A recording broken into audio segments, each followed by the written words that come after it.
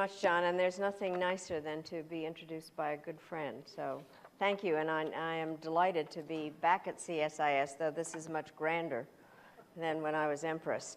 And I want to congratulate the Simon Chair in Political Economy program here at CSIS for putting together such an informative and comprehensive report on China's economic transition, which I understand is the culmination of 2 years of in-depth study. And this is indeed a critical time for China's development and for U.S.-China relations. So I very much applaud your efforts to probe China's economic decision-making processes and to better educate policymakers and business leaders on the complicated political and economic landscape in China today. And the title of the report is especially apt as I read the papers this morning, the Wall Street Journal, about the Chinese Navy and everything that is going on. So, as always, well done. As the study notes, after 30 years of rapid, historic, and by and large successful growth, where hundreds of millions of people were lifted out of poverty, China finds itself at a challenging inflection point. Labor is neither as cheap nor abundant as before.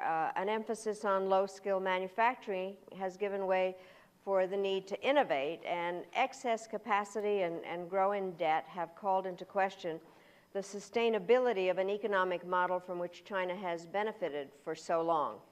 The United States has an awful lot at stake when it comes to China's economic decision-making, which explains why so many in this country are concerned about China's political and economic trajectory. Indeed, today, there are growing questions about whether Chinese leaders will be able to take the actions necessary to transform the country from an export-oriented and investment-focused economy into one in which the drivers are consumption and innovation. It's equally unclear how well Chinese leaders will be able to grapple with the host of additional challenges that threaten social stability, such as urbanization, serious pollution, rising income inequality, and persistent food safety concerns. How China addresses these problems matters deeply to the United States because our economies are more interdependent than ever before. And we stand to benefit greatly if China's economic reforms succeed, and we could suffer if China fails or if its rebalanced economy is not open to Chinese and international firms alike. So we need to come to a better understanding of what's happening in China today and how its pursuit of economic reforms will impact the 21st century's most important and complex relationship. And let me repeat it, I do think that this is the 21st century's most important and complex relationship. In my current role as chair of the Albright-Stonebridge Group and through my association with various Track 2 initiatives, I travel to China often and frequently participate in dialogues designed to foster greater understanding between our nations. But my own perspective on this subject does extend back several decades to when I first began serving in the United States government, and that was late in the 1970s during the middle of the Cold War. I was working in the Carter administration at the National Security Council for Zbigniew Brzezinski, who had actually been my professor at Columbia, so I tell my students they should be nice to me. And my job was to convince members of the U.S. Congress to cooperate with the executive branch, and this was not an easy assignment even then as now. President Carter, as you know, had proposed a historic plan to normalize relations between the United States and the People's Republic, building on the opening made by President Nixon and Secretary Kissinger. For President Carter's plan to succeed, Congress had to agree, and in an effort of persuasion, I had the privilege of accompanying a congressional delegation led by my previous boss, Ed Muskie of Maine. To me, the trip felt like a great adventure because for almost 30 years there had been very little contact between our two countries, and even though it was a few years after Nixon's visit, most of what we knew about each other still came from magazines and history books, and much of that information was inaccurate, distorted, or just plain wrong. Our lack of familiarity meant that our meetings, although friendly, were also formal and stiff, and both sides were curious about the other and very polite, but no one dared to inject humor into the conversations or be able to relax. One of the things, when we first arrived in Shanghai, I loved the idea of getting up very early in the morning to walk around. And what had happened there, I had seen everybody in their dark suits, Mao suits, but I did notice early in the morning that the Chinese had exuberantly colored underwear that was all on the lines in Shanghai.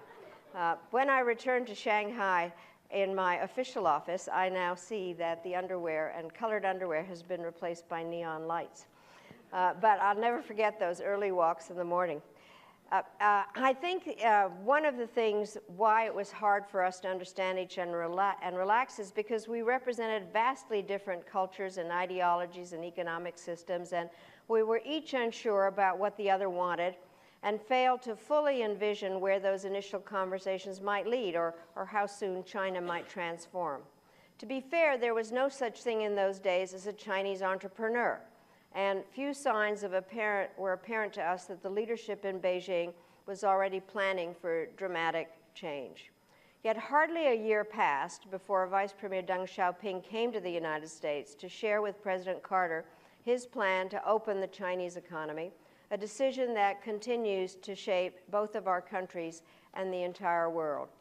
As we all know, since the beginning of the period of reform and opening up, China's economy has grown at a faster rate over a longer span of time than any other in history.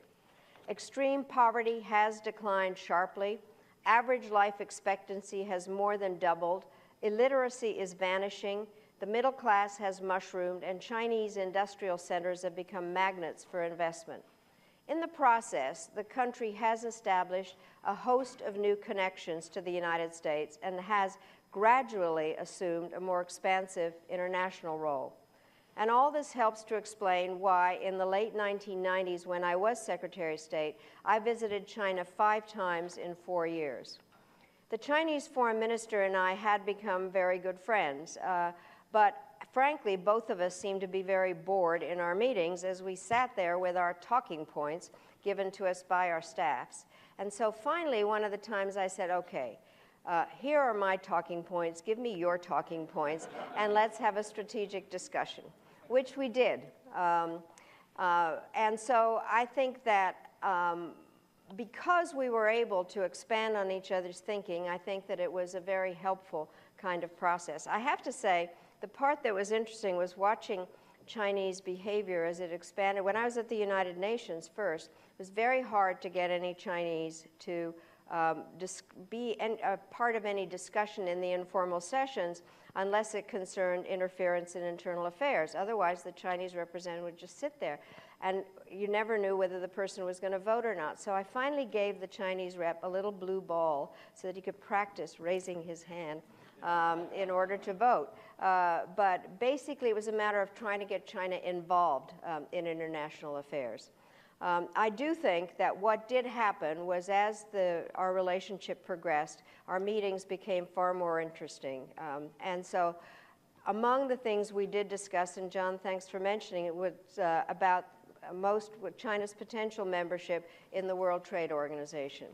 As you may remember, the Clinton administration fought hard and successfully to persuade our Congress to authorize permanent normal trade relations and thereby make possible China's entry into the WTO.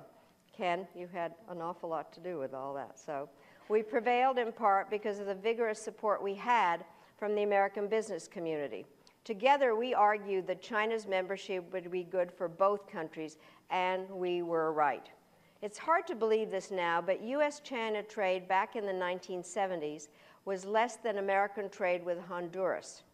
And when China joined the WTO in 2001, our bilateral trade exceeded $120 billion. And today, as you all know, annual trade is worth over $600 billion. The bilateral relationship that our policymakers and businesses helped nurture all these years is much more complex now.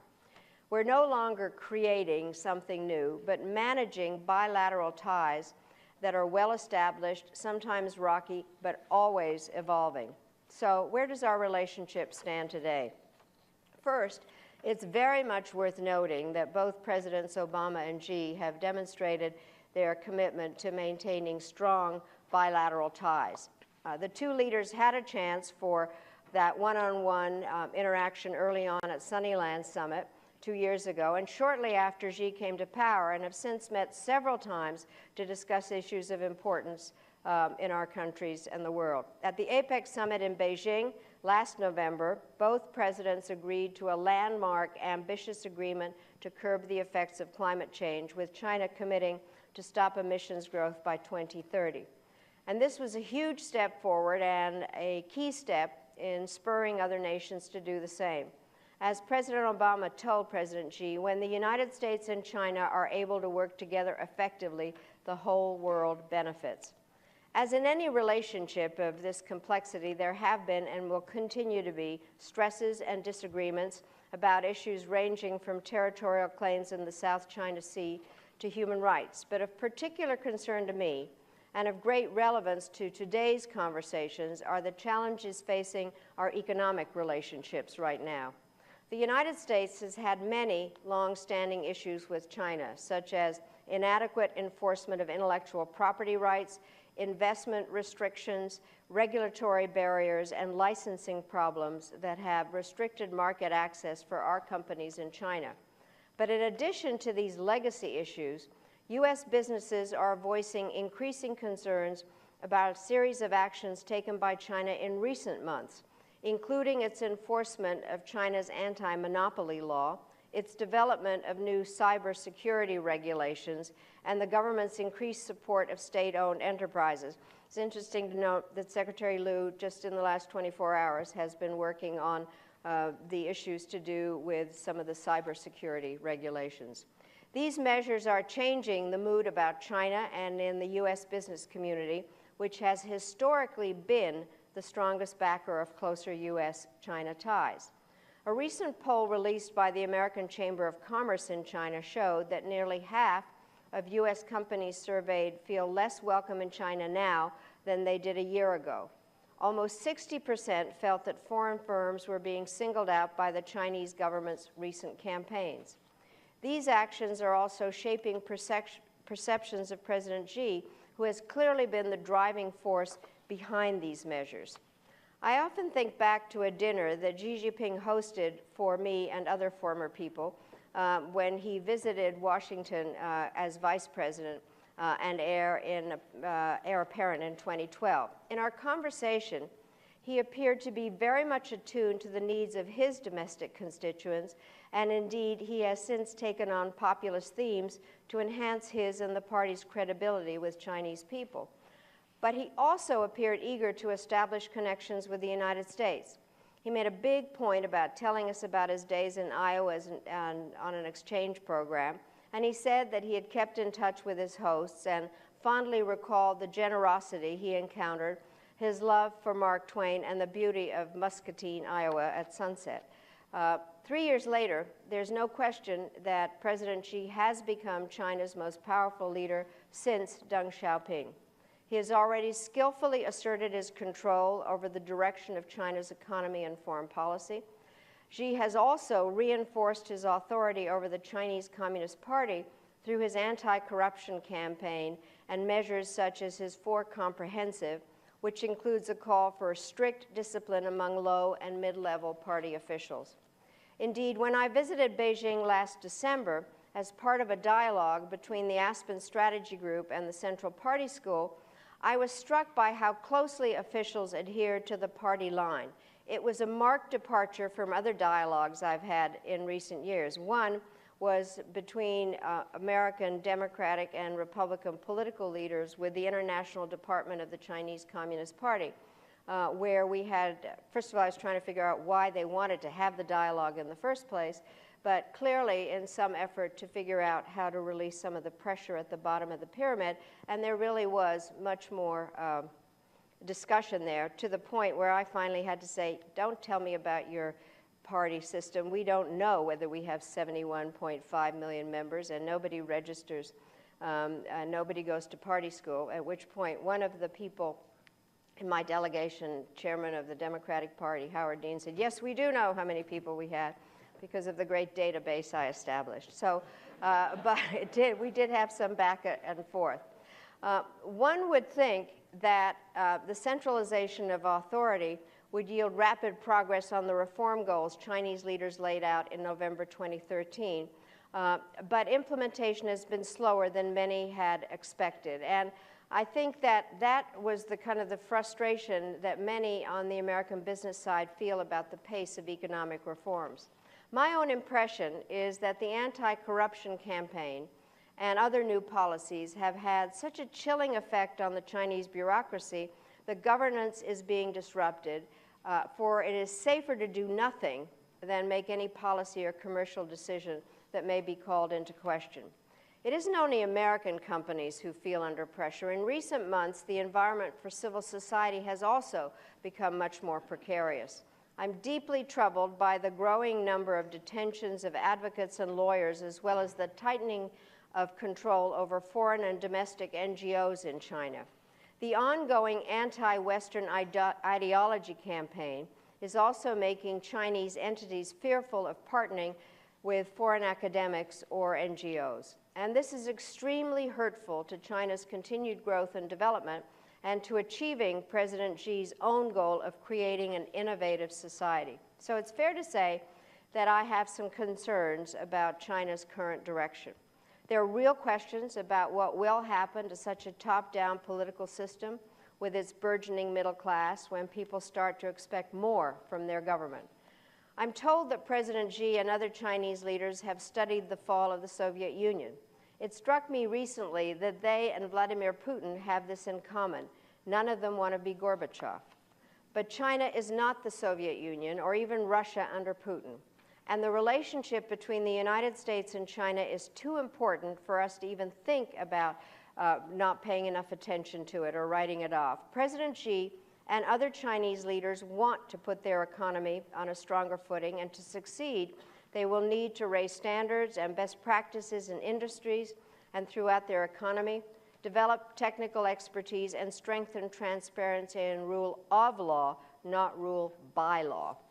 The Chinese government knows it can't do all this alone and that it must continue to look to the United States business community for assistance. And American companies can, for example, help improve the safety of China's food production process by sharing best practices on inspection techniques and recall processes.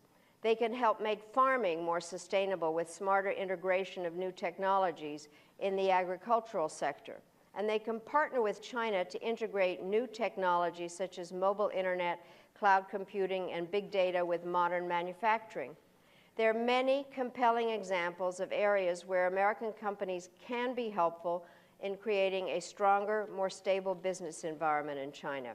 So we have to continue to encourage this interaction because our own well-being is in many ways dependent upon how well Beijing implements necessary economic reforms.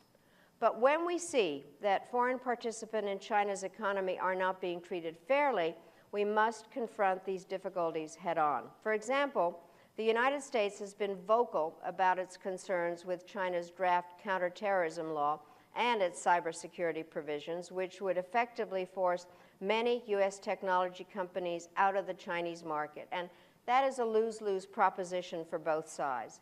The bottom line is that both of our countries have an interest in safeguarding security of new information technologies and in the process preventing cyber aggression from becoming an even greater source of mutual suspicion. One thing I've learned about engaging with China, or any other country for that matter, is that leaders cannot be bullied into acting against their own perceived self-interest. We can, however, appeal to the pragmatism of its leaders to find areas where our interests coincide. And I expect that will be the Obama administration's focus on the run-up to President Xi's visit to Washington this fall. I know from my own years in government that leaders in both Washington and Beijing must cope with enormous pressures. Some of these pressures are political and some economic and some domestic and some global. All are inherent in the challenge of trying to govern countries of hundreds of millions of people in an era of technological revolution, social mobility, and ideological uncertainty. We see this growing pressure at the bottom of the pyramid today in China, and President Xi's added dilemma is that many of the most important systemic reforms, particularly those that would increase the role of market forces and increase competition in the economy, may slow growth, all at a time when the economy already has begun to show signs of flagging momentum. The temptation in all countries will always be strong to find a foreign explanation for problems at home, thus deflecting immediate blame, but also making diplomacy more complicated. And this is especially the case when a relationship is as vast and has as many dimensions as that between the United States and China. When I was Secretary of State, observers spent an awful lot of time debating how best to describe the connection between our two countries. Some called it our relationship complex, while others preferred multifaceted because it had more syllables. Some said that we should be called strategic partners, and others thought strategic competitors would be a more accurate term. My own view is that such labels are so dependent on particular circumstances that they can often be more misleading than helpful. Terms like competitors can also encourage a zero-sum view of U.S.-China relations, which I think is counterproductive, as we've seen in some of the debate over the Asian Infrastructure Development Bank. The truth is that our two countries' relations are far warmer, deeper, and more productive than anyone would have dared to predict a quarter of a century ago. We've made amazing progress, and at the same time, our governments, businesses, and civil society organizations still have moments of irritation and disagreement. And there's no doubt that we are in one of those moments right now. The good news is that we have learned through experience to prevent these disagreements from causing a rupture in ties. The bad news is that sources of potential strain will continue to appear at unpredictable moments. The one thing we can be sure about is that our relationship is and will remain the most significant in the world. And that means that we have to persist in the task of understanding and adjusting to each other. We have to make this relationship work, and we have to get it right. And that this does mean that we will it does not mean that we will always agree, because we won't. It does not mean that either country must abandon its interests or retreat from cherished values, because that will not be necessary and certainly not viable. It does mean that we should endeavor to identify projects on which we can join forces and manage our differences so that they become less and less frequent over time. And to that end, our leaders are more likely to act wisely if the American and Chinese people continue to learn about each other, communicate with each other, and make the effort to better understand one another. And I have to say, this conference and this report is an amazing contribution to that as I look through the text and the recommendations. So let me thank you once again for inviting me, and I now look forward to answering your questions, which I will be able to do since I'm no longer in the government. Madam, why don't you sit right here? Okay, I'll move this out of the way so you all can see, and or if you want to hold it off. And I think it's really nice to have name tags so you know which one's Madeleine Albright and which one's John Hamre. People do get us mixed up, John. That's exactly right, but not intellectually. Let me just first start. One of your best-selling books was entitled Read My Pins. And so tell us about the brooch you have on right now. There's always a special message with This is Madeleine. very important. First of all, let me say how the whole thing started with Read My. I was up at the United Nations, and as an instructed ambassador to make sure that the sanctions stayed on Iraq and on Saddam Hussein. So, and it was a series of sanctions, so they kept coming due all the time. And my instructions were to say perfectly terrible things about Saddam Hussein, which he deserved. He'd invaded Kuwait. So finally, a poem appeared in the papers in Baghdad comparing me to many things, but among them an unparalleled serpent. And since I had a snake pin, I wore it during Iraq things. So that's how it all started. Anyway, one of the things I'm very careful about is the Chinese calendar and the year of whatever. So we have just finished. Some of the ones are more fun to wear, snakes. And so this is the year of some animal that I can't determine. It's kind of a sheep or a goat with horns. Yes, So it that's is. what it is. So she has the RAM. I mean, just we ought to get it started on a right and light note. Let me start, if I may, just with how you ended, really, when you said that we really need to find ways where we can work together. We need to find projects, things we can do together. Recently, we stubbed our toe, I think, a little bit on this Asia Infrastructure Bank. What are your thoughts about that? Well, I think we really did in a number of different ways. First of all, this has some history in that there has been question, not just from the Chinese but others, that the United States has been too dominant in the World Bank.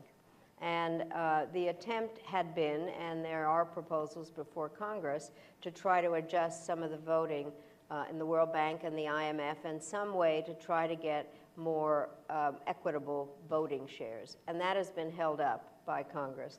So I think that there has been a certain amount of frustration about that. And then, frankly, I think we miscalculated in terms of that other countries also wanted to be a part of the the Chinese initiative. All of a sudden, everybody wants to be in it. And so I would hope that we could recapture some kind of sense of cooperation here and work with the bank and see, and there has, I think, I understand, I hope anyway, that there's some discussion about how that bank and the World Bank can cooperate. But I think this is not entirely, there are those who have felt that the Chinese want to use the bank in order to push their own economic theories and policies throughout the world and use it as a way of entering other countries.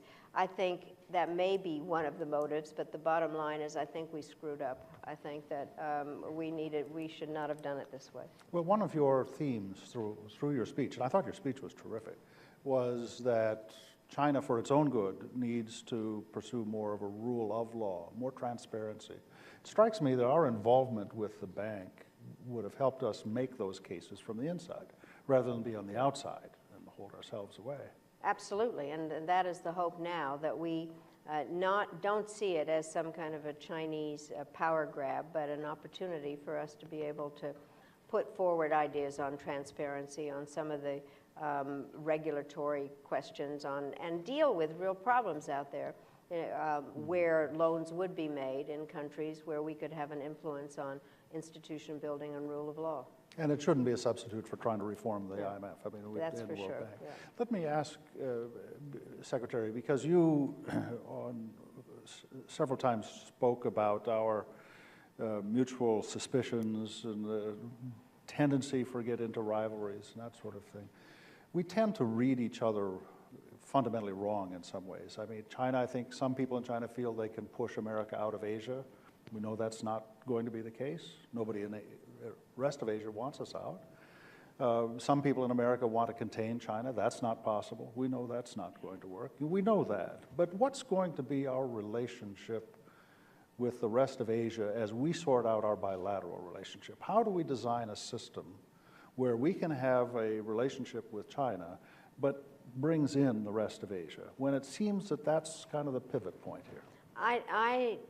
I think you've put your finger on what is a basic problem here, which is that the way things have been viewed is that there's China trying to get friends and allies, and us trying to get friends and allies, and that we are not that we're operating in parallel lanes and not really looking at ways that we can cooperate.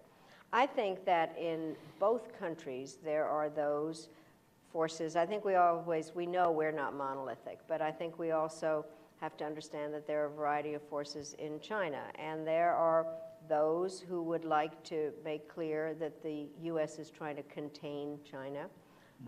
They have, I would say, a peculiar relationship with our military that wants to make clear that we need more military so that we can compete with them, not contain them, but compete with them. And so I think that there are forces on both sides that want to show that we have to be strong in order not to be consumed by the other one. And there definitely is a competitive aspect to that. The part that I think gets more complicated is in the trade relationship, for instance, where I think TTP is a very good agreement with 11 countries there, but China is not one of them. And at the same time, the Chinese are creating their own economic package in terms of, and trying to figure out how we compete with each other when, frankly, there ought to be some way to bring this together. And some of this has to do with the fact that there is no real structure for how Asia, South and East Asia are run. Having just spent a lot of time with NATO and various European organizations, there's nothing really comparable in this region. But I think one of the things that makes it really difficult is that our allies, the Japanese and the South Koreans, are not viewed very well in China and vice versa. And certainly anti-Japanese feeling is rampant in China, and so it makes somehow bringing all this together a little bit more difficult. I do think one of the things that I've always said, as I said, I've just dealt with Europeans, and they are very irritated at our rebalancing to Asia and feel that we have abandoned them. And the Asians believe that we are there now to contain them. Clearly, the way that I have stated all along, the United States is not a monogamous country.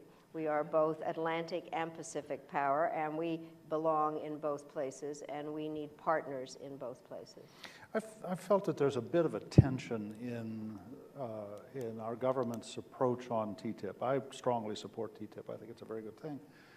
But as you said, TTIP can't work if it's meant to exclude China, that it has to be broadened and so that ultimately China becomes a member of it. Yet at the same time, we're saying that the TTIP is important because if we don't define the rules, China defines the rules. So there's a tension here. How do you think about this? Well, I think that I don't think the latter should have been stated, frankly, and was kind of irritating to the Chinese for a good reason. I think that it would be more useful for us all to be together in TTP in a way, because part of what I said in my remarks, and you said earlier, one of the reasons we wanted them, the Chinese in the WTO, was that there was kind of the sense, first of all, that we didn't want to pull up the plant every year to see if it was growing, to see about having trade with the Chinese, but also with the hope that international regulations and international pressure would in fact be an adjustment generally to the way they operated. So being a part of a larger economic system in which there are countries with different trading rules, more alike to ours, I think would be very helpful. I would not have framed it as saying, we have to do this so the Chinese aren't the ones who make the rules. I think we have to learn to figure out how to talk to the Chinese. And one of the things that in the last I mentioned this Aspen strategy meeting where we just were, and one of the people there was asked, what word would you, if you had to use one word to describe how Americans talk to the Chinese, what would it be? And this person said, condescending. And I think that we have to be this is a major power. I now stated 3 times in my remarks the most important power. It has to be done in a way where it is viewed in a sense of parity and respect. Mm-hmm. And do you see then should we start now thinking about how TTIP should be expanded so that there is a pathway for China to be brought Well, in? I think it wouldn't hurt. How should we do that? Well, the other thing that we are doing is negotiating a bilateral investment treaty a bit with them, and I think that's another method to try to straighten out some rules. But it isn't easy. I mean, the Chinese have complaints about us to do with how difficult access to the United States is. I think they overestimate the importance of CFIUS, and they see it as the method that we keep everybody out, when in fact it doesn't deal with, it deals with national security issues and mostly with acquisition, mergers and acquisitions, and but it's viewed as kind of a major barrier. And so I think there's just part of a number of misunderstandings that we have in terms of our relationship with the Chinese. Several points in your speech, you talked about the tension inside China right now. Xi Jinping, very powerful, pursuing an anti-corruption campaign, but you also say it also might be contributing to the slowing down of the economy and the holding back. I mean, this obviously is a very serious dilemma for presidency. I think that this is probably true of every country. When you have a brand new leader who makes massive speeches and seems to have acquired a great deal of power, and you've got a country, any country, everything that's ever been written about bureaucracies is true. But especially in a country that has a history of a variety of bureaucratic systems, I think that people are nervous and they don't quite know. I think they're beginning to see that that Xi Jinping is using what is a very popular anti-corruption campaign, because there really was a lot of corruption, to also get rid of people that he doesn't like. And so I think there is this kind of, wait and see. And so our experience, and as I said, I go there frequently, is that things are just slow, and that people will say, on the anti-monopoly legislation, for instance, they will say, well, this isn't just against you, it's our own, we're worried about monopolies in our own country. And then you talk to somebody that's really in charge of it, and they say, well, we're trying to figure out what the rule really is, and is it our office that worries about this or somebody else's? And I do think that bureaucracies have a tendency to keep their head down. So it slowed things. There's the normal kind of slowing down with a new leader and trying to grasp who is who. And then I think there is a certain amount of fear going on. What is happening is this is a collecting a lot of the power of the Communist Party and authoritarian. That's why when I say rule by law is very different than rule of law. And when China economically just exploded, it was when the heavy bureaucratic hand was lightened and allowed the creativity, remarkable creativity of Chinese to blossom. But in the last several years, there's been more of a shift towards championing of state enterprises and big entities. And yet there's still this desire to be an entrepreneurial society. This strikes me that this is a bit of contradiction. Well, I find it fascinating because as a political scientist, there's certain verities that one has learned, in my case, through endless years of being a student, empress of research. And so the bottom line is, one of the things that you learn is if you create a middle class, that a middle class will want to make some demands on the political system. What has really happened in China, even though there continues to be a huge division between the rich and the poor in a communist country, there is a middle class. And that middle class, in some ways, has been not as politically active as one might imagine. For instance, the contrast with South Korea, that did develop a middle class and change the system of government there. Partially it is because there is a way of people having been satisfied by a lot of consumer goods and being able to have a better life and being able to travel. But what has happened is that there is a limit on, I don't understand how they're doing this, frankly, creating this class and yet controlling them. And the other part is you can't have innovation if you don't have information and the capability of really linking up with those that are innovating. So I have found it endlessly interesting to study and read about China. What they have done is allow a certain amount of freedom of information domestically, but they can't connect with all the internet and stuff externally. And so at some point they will become behind. There's no way to innovate if you can't really have access to all the things that are going on. What it has done, though, and this they are good at, is actually at economic espionage. That is what we're nervous about in terms of people just kind of, when people talk about cybersecurity, a lot of it has to do with economic espionage. We have to be careful about that. Okay, colleagues, by the way, we're going to offer a light lunch if anybody wants to stay. It'll be outside. The secretary is going to have to leave in about 7 minutes, and so we're going to have a very brief period for some questions. So let me just, if you take right back here in the corner, we've got a microphone coming to you from behind. David, you'll be next. Barry Wood, RTHK in Hong Kong. Madam Secretary, there's an irony, it seems, that the United States was the principal advocate of the reforms in the IMF that would have given the Chinese and others more say.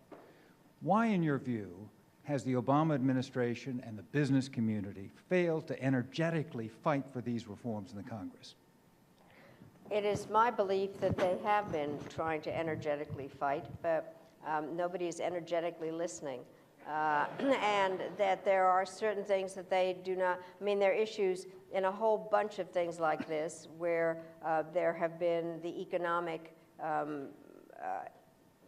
structures, I'm talking about Exim Bank, et cetera, where there need to be some adjustments and changes, and it just has not been a very receptive audience. And I think partially, especially on the IMF, there is kind of this sense that we have the power, we have the money. I mean, the IMF is not run by an American, the World Bank is, but I do think that there needed to be some redistribution, and people are concerned, frankly, that we will lose the influence, and that there are on the Hill those who want to make sure that America is always out there before, not seeing the larger picture where we would be better off.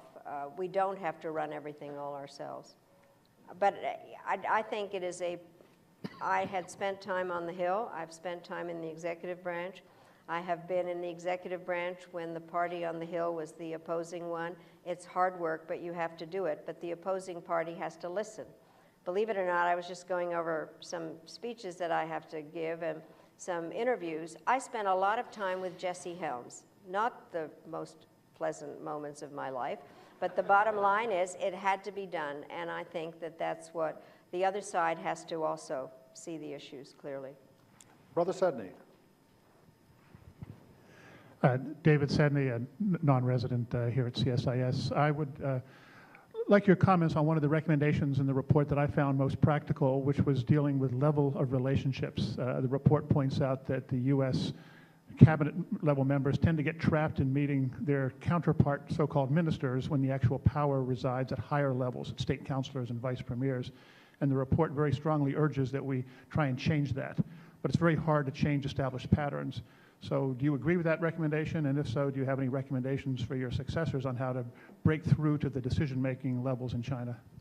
I think it is very hard, but let me just say this. One of the things that happens is, having been a minister, that once the people from the other side want to only meet with your president, it kind of denatures what you can do as a minister. So I do think there is a matter of having some kind of counterparts that you deal with. And that's why the Division of Labor, I think it's actually a good recommendation, but it has its unintended consequences, which means that the foreign minister is not going to want to talk to the Secretary of State. And so I think there has to be some way that you talk with your counterpart and then try to establish higher relations or relations that take place. I mean, the strategic and economic dialogue, I think, creates a very good place than the whole commercial. Those dialogues, I think, in some ways need to be made even more important because they are really working. But you do have to get to the top, there's no question. But you can't decide you're not going to meet with the ministers. Right down here, if we could run the mic real quick, we'll get this, and we probably can sneak this in as our last question. Thank you, Paula Stern.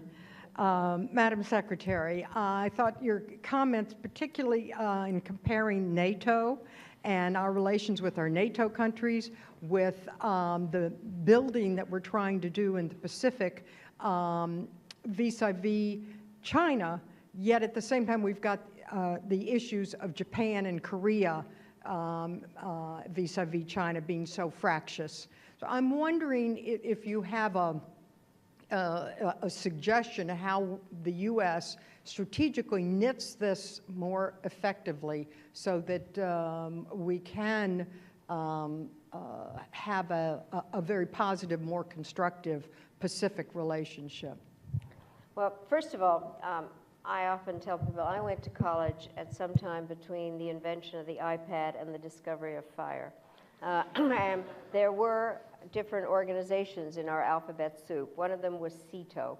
And there were different ways that we were looking at some of the post-World War II and Cold War structures. I think there are kind of embryonic organizations, ASEAN in a variety of different ways. There have been discussions about creating some larger infrastructure. six-party talks, different ways that I think it would be very useful, but very hard to do, and primarily, and I know people never like this comparison, is the way that Japan is viewed. Germany was not in everything at the beginning, but at least Germany behaved differently, at least those that were kept waiting for an apology thought so. I have been stunned by the stunned is the only word, in the anti-Japanese feeling, and making it very hard to kind of, since Japan is our ally, of how to make this work. One hopes that there is a way that Abe economics might press them to do something a little bit different, but until that is worked out, I think it makes it very hard. I do think there should be some attempt to try to get TTP and the Chinese grouping, maybe relations between the two groups at the beginning, or use the bit in some way to get more. But I've been in ASEAN meetings, or APEC meetings, and it's just, they're the seminal aspects of some kind of organization. But my own sense is until the Japanese issue is dealt with in some way, or in South Korea, I've been in meetings there, it's unbelievable what they say about the Japanese. So I think that this is one of the big stumbling blocks in all of this. Colleagues, I mean, we've all been given a great compliment by the way that Secretary Albright has spoken with us today. She's spoken with candor and energy, honesty, great conviction. It's been a privilege to hear. Would you all, with your applause, please thank Secretary Albright. As always, well done. As the study notes, after 30 years of rapid, historic, and by and large successful growth, where hundreds of millions of people were lifted out of poverty, China finds itself at a challenging inflection point. Labor is neither as cheap nor abundant as before. An emphasis on low-skill manufacturing has given way for the need to innovate, and excess capacity and growing debt have called into question the sustainability of an economic model from which China has benefited for so long. The United States has an awful lot at stake when it comes to China's economic decision-making, which explains why so many in this country are concerned about China's political and economic trajectory. Indeed, today, there are growing questions about whether Chinese leaders will be able to take the actions necessary to transform the country from an export-oriented and investment-focused economy into one in which the drivers are consumption and innovation. It's equally unclear how well Chinese leaders will be able to grapple with the host of additional challenges. What we knew about each other still came from magazines and history books, and much of that information was inaccurate, distorted, or just plain wrong. Our lack of familiarity meant that our meetings, although friendly, were also formal and stiff, and both sides were curious about the other and very polite, but no one dared to inject humor into the conversations or be able to relax. One of the things, when we first arrived in Shanghai, I loved the idea of getting up very early in the morning to walk around, and what had happened there, I had seen everybody in their dark suits, Mao suits, but I did notice early in the morning that the Chinese had exuberantly colored underwear that was all on the lines in Shanghai. When I returned to Shanghai in my official office, I now see that the underwear and colored underwear has been replaced by neon lights. But I'll never forget those early walks in the morning. I think one of the things why it was hard for us to understand each other and relax is because we represented vastly different cultures and ideologies.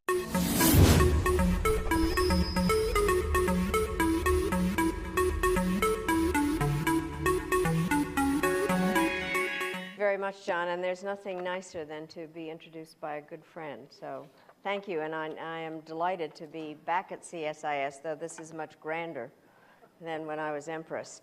And I want to congratulate the Simon Chair in Political Economy program here at CSIS for putting together such an informative and comprehensive report on China's economic transition, which I understand is the culmination of 2 years of in-depth study. And this is indeed a critical time for China's development and for U.S.-China relations. So I very much applaud your efforts to probe China's economic decision-making processes, and to better educate policymakers and business leaders on the complicated political and economic landscape in China today. And the title of the report is especially apt as I read the papers this morning, the Wall Street Journal, about the Chinese Navy and everything that is going on. So it is that threaten social stability, such as urbanization, serious pollution, rising income inequality, and persistent food safety concerns. How China addresses these problems matters deeply to the United States because our economies are more interdependent than ever before. And we stand to benefit greatly if China's economic reforms succeed, and we could suffer if China fails or if its rebalanced economy is not open to Chinese and international firms alike. So we need to come to a better understanding of what's happening in China today and how its pursuit of economic reforms will impact the 21st century's most important and complex relationship. And let me repeat it, I do think that this is the 21st century's most important and complex relationship.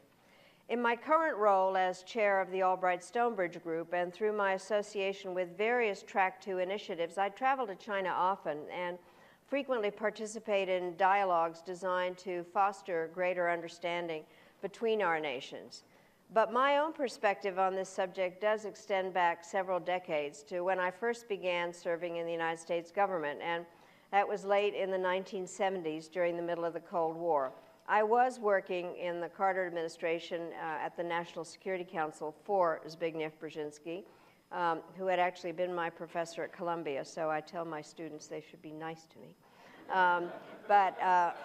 And my job was to convince members of the U.S. Congress to cooperate with the executive branch, and this was not an easy assignment even then as now. President Carter, as you know, had proposed a historic plan to normalize relations between the United States and the People's Republic, building on the opening made by President Nixon and Secretary Kissinger. For President Carter's plan to succeed, Congress had to agree, and in an effort of persuasion, I had the privilege of accompanying a congressional delegation led by my previous boss, Ed Muskie of Maine. To me, the trip felt like a great adventure because for almost 30 years there had been very little contact between our two countries, and even though it was a few years after Nixon's visit, most of